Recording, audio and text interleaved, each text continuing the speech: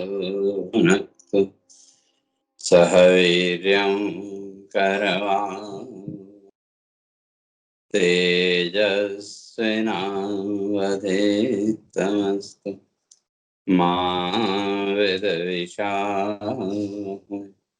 ओम शांति शांति शांति। शंकरं शंकराचार्यं केशवं बादरायणं सूत्रभाष्य कृतौ वन्दे भगवन्तौ पुनः पुनः। ईश्वरो गुरुरात्मेति मूर्तिभेद विभागिने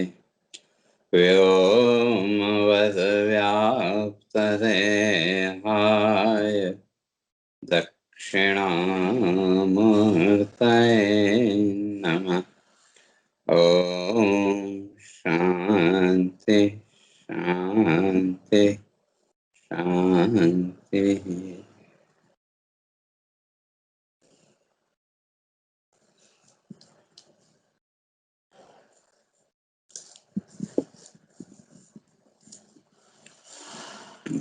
तो विचार चल रहा था, भगवान इस बात को स्पष्ट करके आए थे कि कर्म तो करना ही चाहिए। कर्म त्याग की अपेक्षा कर्म करना ज्यादा श्रेष्ठ है। क्यों? तो आगे भगवान स्पष्ट करेंगे, कर्मणैव हि संसिद्धिम आस्थिता जनकादय। जो जनक आदि बड़े बड़े ऋषि हुए, उन ऋषियों को भी जो सिद्धि की प्राप्ति मिली वो कर्म के द्वारा है। तो इसलिए कर्म तो एक विचारशील व्यक्ति को निरंतर करना ही चाहिए।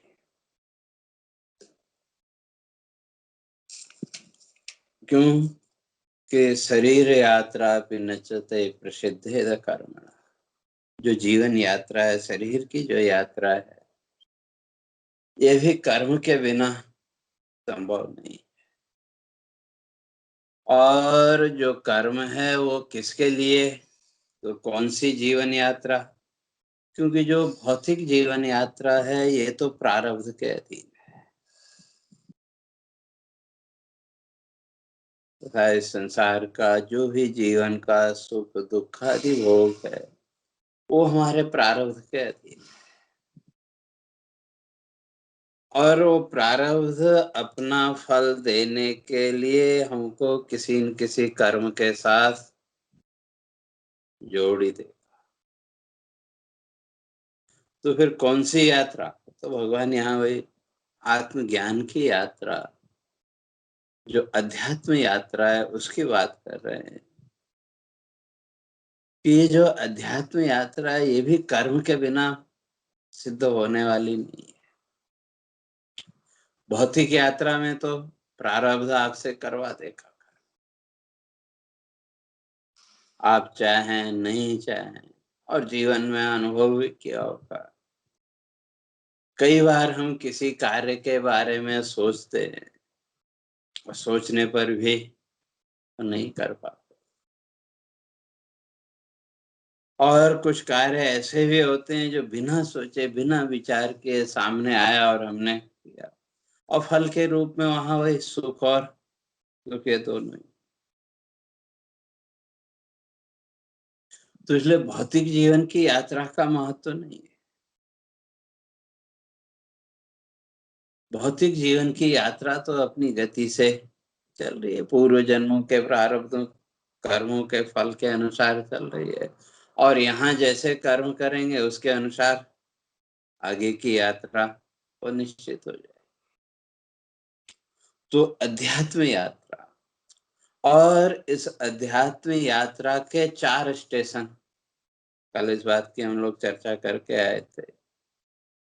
ब्रह्मचर्य, गृहस्थ, वानप्रस्थ और सन्यास, ये 4 पड़ाव, 4 स्टेशन।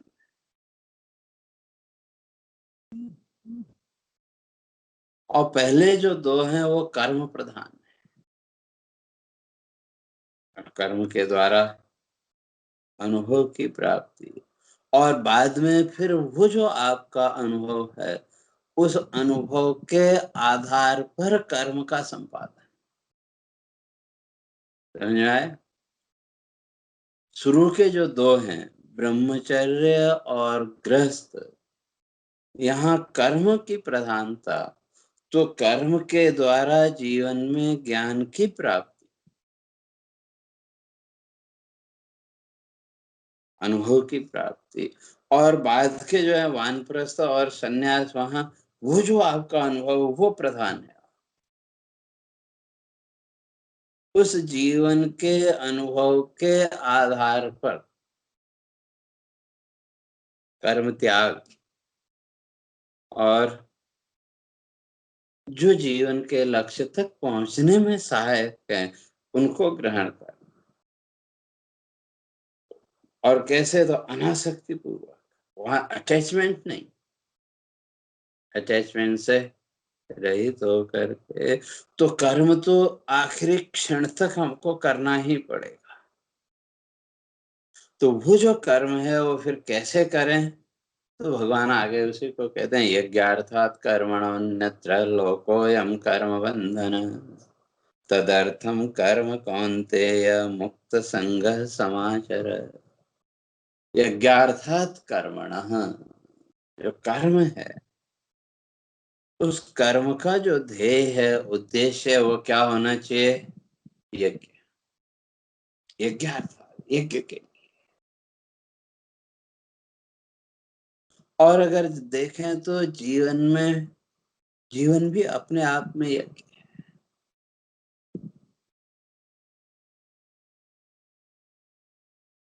तो जो शास्त्र चर्चा है ये ज्ञान यज्ञ है,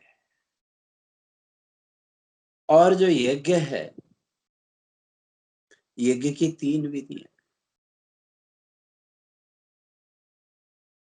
अपूर्व विधि, नियम विधि और परिसंख्या विधि।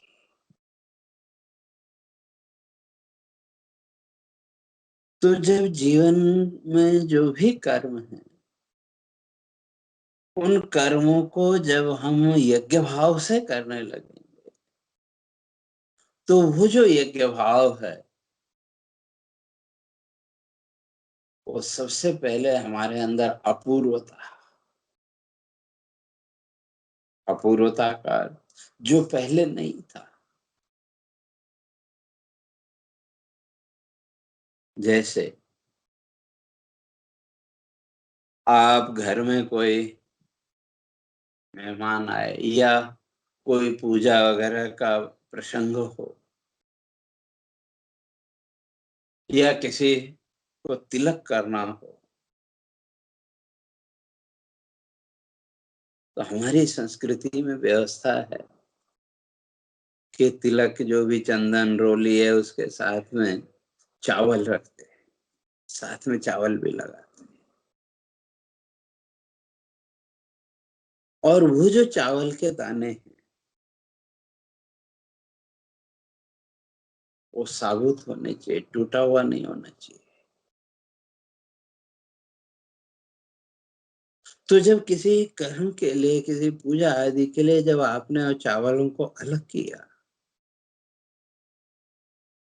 टूटे हुए जो दाने थे वो आपने एक तरफ किए, और जो पूरे पूरे दाने थे वो आपने एक तरफ किए, तो जैसे ही उन दानों को आपने अलग अलग किया,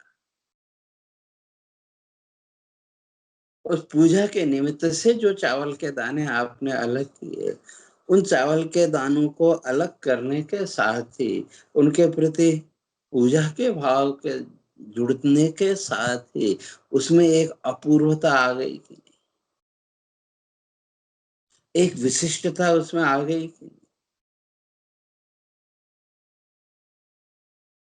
या कोई यज्ञ कर्म आप कर रहे हो, पूजा आदि कर रहे हो, हाथ में जल लेके या सुबह बैठे जो भी ध्यान पूजा आप करते हैं, हाथ में जल लिया और मंत्र बोला, अपवित्रम पवित्रो वा करके, और वो जल आपने अपने ऊपर छिड़का, दूसरे के ऊपर छिड़का, तो उससे क्या हुआ? एक अपूर्वता का भाव व्यक्ति के अंदर अपने आप प्रकट हो। या यूं समझो, कोई कहीं आप मंदिर में खड़े हैं, आरती हो रही है, आरती पूरा होने के बाद जो मंदिर के जो पुजारी जी थे, उन्होंने एक शंख में जो जल रखा हुआ, वो जल हाथ में लिया और सामने जितने भी लोग हैं उनके ऊपर उसका प्रोक्षण किया, उसको छिड़का। तो वहां आपकी भी इच्छा होती है कि नहीं, उस जल की एक बूंद का स्पर्श आपको भी मिल जाए। और वो जल की एक बूंद का स्पर्श मिलते ही आपके अंदर एक अपूर्वता का भाव पैदा हुआ, नहीं जो पहले नहीं था, लेकिन वो जल की एक बूंद का स्पर्श पाते ही आपके अंदर प्रसन्नता आदि अनेक भाव वो सब प्रकट हो। तो इसी तरह से जब हम अपने जीवन के प्रत्येक कर्म को यज्ञ भाव से करने लगेंगे, तो वो यज्ञ जो है तो हमको क्या देगा? वो ये अपूर्वता का भाव। और दूसरी विधि है नियम विधि। अपने आप को एक नियम में बांधना। नियम विधि जब आप पूजा आदि करते हैं, उसका एक नियम है, एक व्यवस्था है। और वो जो नियम विधि है, वो आपके अंदर त्याग और ग्राह्यता, इन दोनों शक्तियों को प्रकट करती है। वो जो भी कर्म आप कर रहे हैं, उसके लिए हमारे ऋषियों ने जो नियम बनाया, उस नियम के अनुसार जो ग्राह्य है, जो वस्तु स्वीकार्य है, उसको स्वीकार करना और बाकी वस्तुओं को अलग करना, ये नियम। और फिर परिसंख्या विधि, एक का त्याग और एक का ग्रहण। जो त्याज्य है उसको त्याग करना, और जो ग्राह्य वस्तु है उनको ग्रहण करना।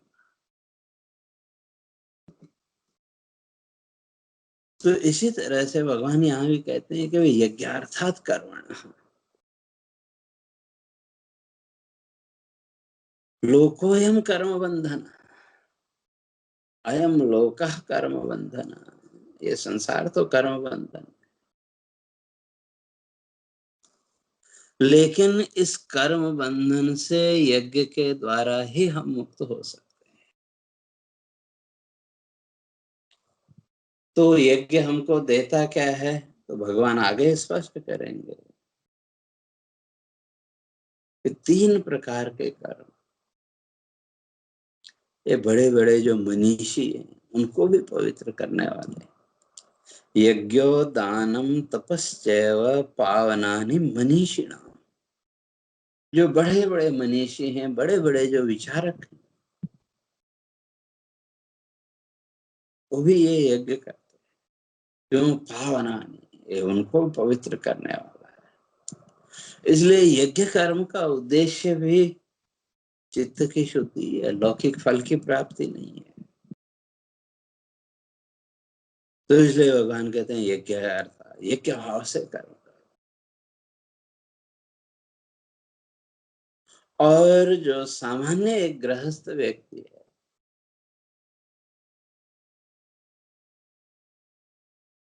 उसके लिए हमारे ऋषियों ने पंच यज्ञ का विधान किया। देव यज्ञो भूत यज्ञ पितृयज्ञस्तथैव च ब्रह्म यज्ञ नर यज्ञ 5 यज्ञ है, 5 प्रकार: देव यज्ञ, भूत यज्ञ, पितृ यज्ञ, ब्रह्म यज्ञ, नर यज्ञ, परिकीर्तिता मनुष्य यज्ञ। तो जब जीवन के प्रत्येक कर्म को हम यज्ञ भाव से करेंगे, और यज्ञ में यज्ञो अर्पणम, यज्ञ का अर्थ क्या है? यज्ञ अर्पणम, अर्पण करना। जो कुछ हमारे पास है उसको समष्टि के लिए अर्पण करना। आप यज्ञ करते, उसमें आपने आहुति डाली, और किसके लिए? कल चर्चा करके आए थे कि तन में मन शिव संकल्पमस्तु। भाव क्या होना चाहिए? ये जो यज्ञ कर्म है, मैं मन शिव संकल्पमस्तु, इस यज्ञ कर्म के द्वारा मेरा जो चित्त है, मेरा जो मन है, होगा शिव संकल्पमस्तु। उसमें पुण्य संकल्प है, अच्छे संकल्प है।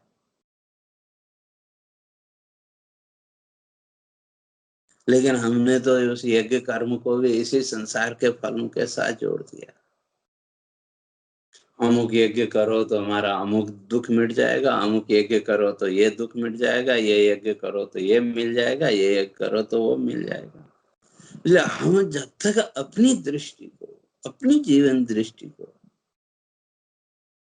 विचार के द्वारा, चिंतन के द्वारा इस भौतिक जगत से ऊपर नहीं उठाएंगे, तो तब तक वो यज्ञ भी बंधन का कारण ही है।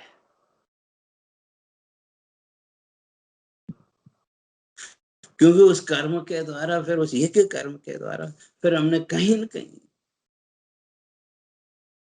इस संसार की कल्पनाओं को ही जागृत किया कि नहीं? हमने तो अमुक यज्ञ किया, तो अब इसका ये भी फल हो जाना चाहिए, ये भी फल होना चाहिए। तो तरह तरह के संसार की कल्पनाओं में आदमी डूब जाता है। तो कर्म तो आपने किया, यज्ञ कर्म किया, लेकिन वो यज्ञ कर्म बंधन का कारण बन जाए। इसलिए अगली पंक्ति में भगवान कहते हैं, मुक्त संगः समाचर, आसक्ति से रहित होकर के। और जिस दिन आसक्ति से हम मुक्त हो गए, उस दिन हमारे जीवन का प्रत्येक कर्म यज्ञ बन जाए। तो सामान्यतः 5 यज्ञों का हमारे ऋषियों ने विधान किया। कहते हैं देव यज्ञ। तो देव यज्ञ क्या है? होम, होम करना, एक आहुति देना। और वो आहुति किसके लिए? समष्टि के लिए। सर्वे भवन्तु सुखिनः, कल चर्चा करके आए थे। सर्वे भवन्तु सुखिनः, सब सुखी।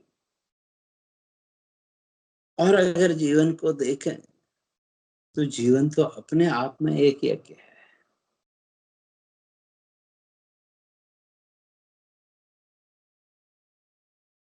तो वो जो यज्ञ कर, आपने अन्न ग्रहण किया, भोजन किया, तो भोजन किसके लिए?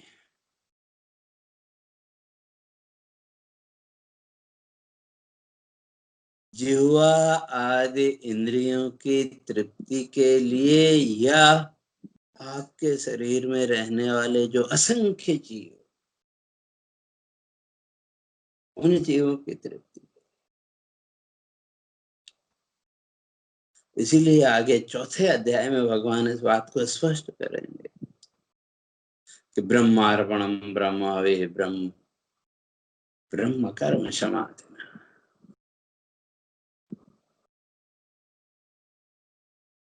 ब्रह्मार्पण भाव, ब्रह्मार्पण का भाव। या आपने हाथ में जल लिया, अन्न ग्रहण कर रहे हैं, तो वहां भाव अनेन सर्वभूतात्मा तृप्यन्ताम। उस अन्न के द्वारा, जो भी हम उससे अन्न ग्रहण कर रहे हैं, उस अन्न के द्वारा सर्वभूतात्मा, आपके शरीर के अंदर जितने भी जीव हैं, उन सब जीवों को तृप्ति मिले। ये भाव है या केवल रसास्वादन का भाव है, ये तो हमको विचार करना पड़ेगा। अगर भाव वहां ब्रह्मार्पण का है, सर्वभूतात्मा तृप्यन्ताम, उसके द्वारा जितने भी भूत, सर्वभूतात्मा, इस शरीर के अंदर जितने भी प्राणी, उन सबको तृप्ति मिले। अगर ये भाव है तो वही क्या होगा, हमारा यज्ञ बन जाएगा। इसलिए कहते हैं ये देव यज्ञ, देवो बलि, होम, आहुति देना, होम करना, यज्ञ अर्पण। तो किसके लिए अर्पण करना? अपनी लौकिक इच्छाओं की पूर्ति के लिए नहीं। तो जैसे मैंने पहले भी कहा, इस जीवन में हमको जो कुछ भी सुख दुख भोग मिलना है, जो हमारा प्रारब्ध निश्चित हो चुका है, उसको तो ईश्वर भी नहीं बदल सकता। ईश्वर के अंदर सामर्थ्य है, लेकिन वो बदलेगा नहीं। जो हमारा जीवन का सुख दुख होगा वो तो हमको मिलेगा। और फिर यज्ञ कर्म भी हमने किया, बड़े बड़े यज्ञ किए, तो किसके लिए? स्वर्ग कामना के लिए भी यज्ञ किए। ज्योतिषोमेन स्वर्ग काम हो जाए, शास्त्र कहता है कि जिसको स्वर्ग की इच्छा हो, ज्योतिषोम यज्ञ करे। ठीक है, यज्ञ आपने किया, उससे आपको स्वर्ग की भी प्राप्ति हो गई, लेकिन वहां से भी फिर क्षीणे पुण्य। तो वो यज्ञ कर्म भौतिक इच्छाओं की पूर्ति के लिए, अपनी कामनाओं की पूर्ति के लिए किया गया यज्ञ कर्म ज्यादा से ज्यादा स्वर्ग तक तो ले जा सकता, लेकिन वहां से भी फिर क्षीण पुण्य है। जब वो पुण्य का क्षय हुआ, तो फिर यही जन्म मृत्यु के चक्र में फिर से बांधना पड़ेगा। तो इसलिए वो जो अर्पण है वो समष्टि के लिए,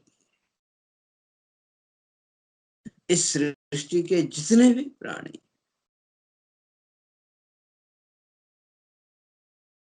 जैसे हम अपने लिए सुख चाहते हैं, तो उसी तरह से सर्वे भवन्तु सुखिनः, वो जो हमारा कर्म है, वो उस कर्म का जो फल है वो क्या हो, सर्वे भवन्तु सुखिनः, उसके द्वारा संसार के सारे प्राणी सुखी हो।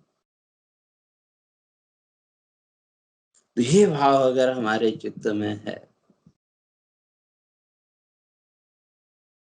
तो हमारा प्रत्येक कर्म यज्ञ कर्म बन जाएगा। प्रत्येक कर्म वो आहुति है, क्यों? अपने लिए कुछ नहीं चाहते। और जब अपने लिए कुछ नहीं चाहा, तो फिर जो मिल रहा है उसमें संतुष्टि का भाव, चाहे वो सुख हो दुख हो, हर परिस्थिति में आपके चित्त के अंदर, आपके मन के अंदर एक संतोष का भाव, संतुष्टि का भाव रहेगा। इसलिए भगवान कहते हैं यज्ञार्थात कर्मण, जो कर्म है वो उस यज्ञ भाव से कर, तो समष्टि के हित के लिए, सर्वे भवन्तु सुखिनः, सब प्राणी सुखी रहें, ये भाव अगर हमारा बन गया, तो हमारा प्रत्येक कर्म देव यज्ञ बन जाएगा।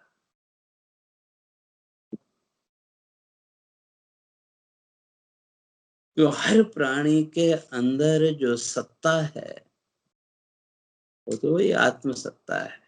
उस आत्म तत्व के अतिरिक्त और नहीं, क्योंकि दृश्य प्रपंच तो सब मिथ्या है, झूठा है। तो हमारा प्रत्येक कर्म वो देव यज्ञ हो जाए। और ये यज्ञ यज्ञ शिष्टासन संतो मुच्यन्ते सर्वकिल विषय। आगे भगवान कहेंगे यज्ञ शिष्टासन, वो यज्ञ शेष। और उस यज्ञ के फल के रूप में जो कुछ भी मिला वो हमारे मन की शांति को बढ़ाएगा। और जब तक फल इच्छा अपने लिए, हम अपने लिए उसका फल चाहते हैं, तो बड़े से बड़ा यज्ञ कर्म भी क्यों न हो, तो वो भी हमारे मन में अशांति ही लाएगा। तो इसलिए वो देव यज्ञ, अर्थात चित्त की शुद्धि, अपने भाव की शुद्धि। और आगे कहते हैं भूत यज्ञ बलि, बलि देना। बलि का अर्थ जो लोगों ने आजकल समझ लिया वो नहीं। बलि का सीधा अगर आज की भाषा में अगर अर्थ करें तो वह है टैक्स। आपने जो भी कमाया उसका टैक्स देते हैं कि नहीं गवर्नमेंट को? ठीक है। भ्रष्टाचार बहुत है तो उसका उपयोग ठीक से नहीं हो पाता, वो एक अलग चीज है। लेकिन आपने जो टैक्स दिया वो किसके लिए? समष्टि के हित के लिए। भले 1000 दिया, 10,000 दिया, तो वो जो है तो इस तरह से सबने जो थोड़ा थोड़ा एक टैक्स दिया गवर्नमेंट को, तो उसके द्वारा जो गवर्नमेंट है वो उसका उपयोग फिर इन्हीं प्राणियों के हित के लिए करे। तो आपका थोड़ा सा अंशदान समष्टि के हित का साधन बन गया कि नहीं? इसलिए कहते हैं ये है बलि, टैक्स देना। जो अपने पास है जो कुछ भी है उसमें से एक हिस्सा समष्टि के लिए अर्पित करना।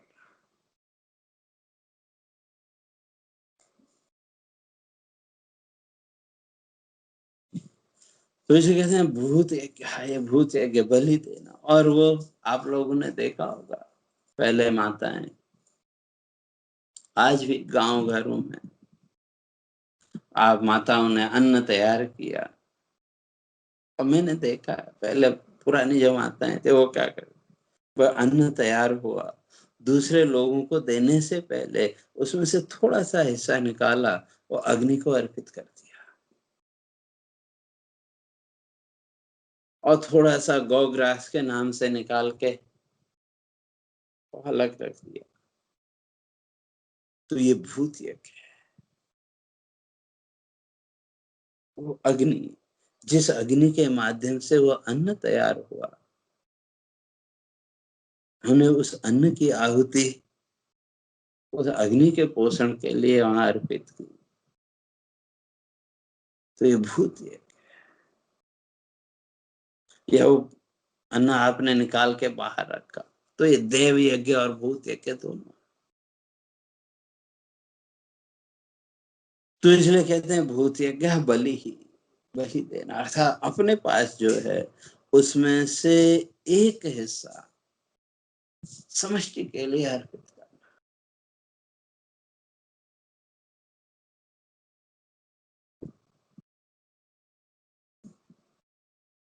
तो फिर आगे आया फिर पितृयज्ञ। पितृयज्ञ जो हम श्राद्ध आदि कर्म करते हैं, वो श्राद्ध कर्म, वो पितृयज्ञ है। आजकल तो बहुत से लोग उस श्राद्ध कर्म का भी विरोध करते हैं, लेकिन हमारा मीमांसा दर्शन, हमारे ऋषि कहते हैं कि वो श्राद्ध कर्म करना चाहिए।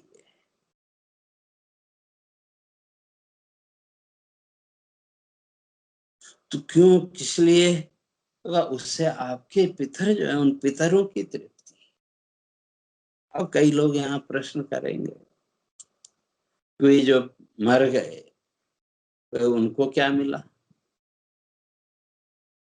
आपने श्राद्ध किया अपने माता पिता आदि का, और उनके नाम से आपने 4 ब्राह्मणों को भोजन कराया, या कहीं किसी धर्म संस्था में जाके आपने दान किया, अन्नदान आदि जो भी है वो दान किया, तो उनको क्या मिला? आपके मन में भी ये प्रश्न उठता होगा, और स्वाभाविक है। ठीक है, हमारी परंपरा है, बचपन से हम देखते आ रहे हैं, तो इसलिए करते तो हैं, लेकिन प्रश्न कहीं न कहीं मन के कोने में तो है। उसके लिए हमारे मीमांसक इस बात को स्पष्ट करते हैं। एक बड़ा सुंदर उदाहरण वहां देते हैं। कहते हैं, एक माँ है, उसने बच्चों के लिए कोई विशेष वस्तु बनाई, और वो जो बच्चा है, जिसके लिए भी बनाई, बच्चा हो या बूढ़ा, बड़ा हो बूढ़ा, जिसके लिए भी वो वस्तु बनाई आपने, और उसके सामने आपने उस वस्तु को रखा, अगर वो सामने वाला प्रेम से उस वस्तु को ग्रहण कर ले, तो तृप्ति किसको मिलती है? पेट भरा सामने वाले व्यक्ति का, या वो जो बच्चा है, उस बच्चे ने प्रेम से उस वस्तु को ग्रहण किया, तो पेट तो उसका भरा, लेकिन तृप्ति, बनाने वाले को तृप्ति का अनुभव होता है कि, या माँ को तृप्ति का अनुभव हुआ कि नहीं? तो इसी तरह से हमारे ऋषि कहते हैं कि अपने पूर्वजों के नाम से, अपने पितरों के नाम से जो भी आप दान पुण्य आदि कर्म करते हैं, उससे पेट तो भरा सामने बैठे व्यक्ति का, जिसको आपने भोजन कराया या दक्षिणा दी, जो कुछ भी, लेकिन तृप्ति, उससे तृप्ति उन पूर्वजों को मिलती है। तो इसीलिए हमारे महर्षि कहते हैं कि भाई श्राद्ध कर्म तो करना चाहिए।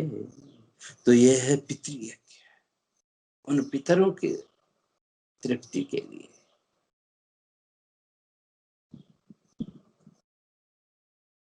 और मीमांसा दर्शन तो यहाँ तक कहता है, अगर ये पितृकर्म आपने छोड़ दिया, श्राद्ध कर्म आपने छोड़ दिया, तो यहाँ तक कहते हैं कि धीरे धीरे आपकी वंश परंपरा समाप्त हो जाएगी।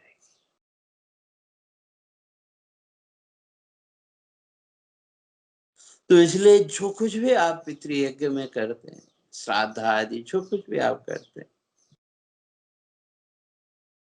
पिंडदान आदि की क्रिया, श्राद्ध आदि कर्म, तो ये पितृयज्ञ है। और फिर आगे आता है ब्रह्म यज्ञ निर्यज्ञ, तो उसी तरह से फिर ब्रह्म यज्ञ कहते हैं, स्वाध्यायो ब्रह्म यज्ञ। स्वाध्याय, स्वाध्याय का अर्थ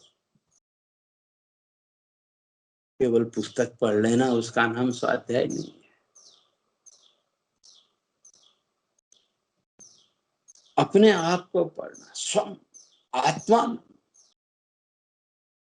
अध्यापय, अपने आप को पढ़ाना, अपने आप को पढ़ना, अपने स्वरूप को जानने के लिए प्रयत्न करना, उसका नाम ब्रह्म यज्ञ है। और अंतिम नृयज्ञ, मनुष्य यज्ञ, कहते हैं अतिथि तर्पणम च, अतिथि पूजनम। तो जो अतिथि है, उस अतिथि का यथा योग्य सत्कार करना, वो मनुष्य यज्ञ है। और ये जो यज्ञ है, पांचों यज्ञ, इस मनुष्य के चित्त की शुद्धि के साधन है। तो जैसे जैसे चित्त शुद्ध होगा, तो उस चित्त शुद्धि के द्वारा धीरे धीरे आप इस संसार के कर्म बंधन से मुक्त हो जाएंगे। तो इसलिए भगवान कहते हैं यज्ञार्थात कर्मण। तो जो विचारशील व्यक्ति है, उसको अपने ये जो पंच यज्ञात्मक कर्म है, यज्ञ अर्थात उस यज्ञ भाव से करना चाहिए, फल की आकांक्षा से नहीं, यज्ञ भाव से। और अगर वो यज्ञ भाव से नहीं कर पाए, कर्म तो करना पड़ेगा, प्रारब्ध कराएगा। तो लोकोयम कर्म बंधन, तो कहते हैं फिर इस संसार में तो कर्म बंधन तो है ही। इसलिए तदर्थम कर्म कौन्तेय मुक्त संगः समाचर, इसलिए यज्ञार्थम कर्म कौन्तेय, तो इसलिए जो भी कर्म करो, भगवान कहते हैं वो यज्ञ भाव से करो, लेकिन कैसे? मुक्त संगः, उसमें फिर आसक्ति नहीं होनी चाहिए, अटैचमेंट नहीं होना चाहिए, उस कर्म का अहंकार नहीं आना चाहिए। तो इसलिए मुक्त संगः समाचार, आसक्ति से रहित होकर के तो अपने जीवन के कर्मों को यज्ञ समझ के करते चलो। और ये जो यज्ञ है, ये यज्ञ ही संसार का आधार है, इस जीवन का आधार है। तो इसलिए यज्ञो अर्पणम, अर्पण का भाव समष्टि के।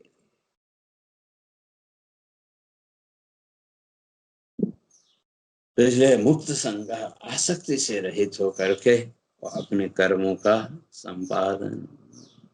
और जहां तक यज्ञ है, तो उस यज्ञ के लिए फिर कितना अर्पण करें? भागवत में बलि को समझाते हुए शुक्राचार्य जी ने स्पष्ट किया कि प्रत्येक मनुष्य को अगर इस संसार में और परलोक में सुखी रहना है, वो कहते हैं अपने जो भी है उसके 5 भाग करने चाहिए।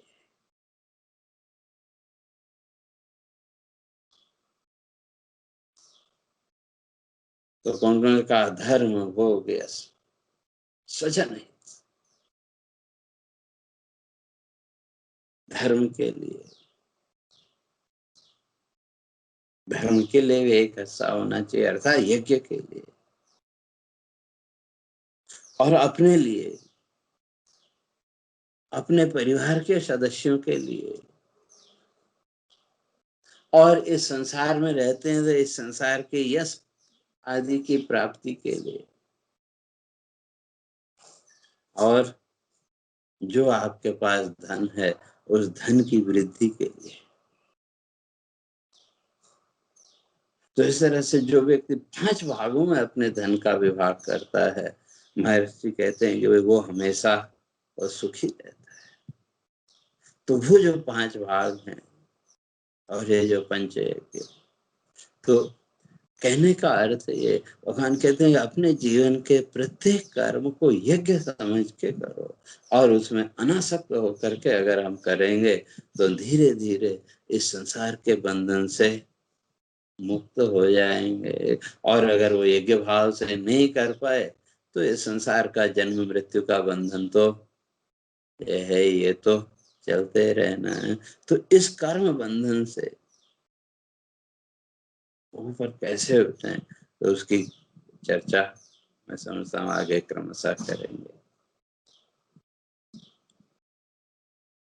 हरे ओम। पूर्णमदः पूर्णमिदं पूर्णात् पूर्णमुदच्यते पूर्णस्य पूर्णमादाय पूर्णमेवावशिष्यते। ओम शांति शांति शांति। शंकरं शंकराचार्यं केशवं बादरायणं सूत्रभाष्य कृतौ वन्दे भगवन्तौ पुनः पुनः। ईश्वरो गुरुरात्मेति मूर्तिभेदविभागिने व्योमवद्व्याप्तदेहाय दक्षिणामूर्तये नमः। ओम शांति शांति शांति।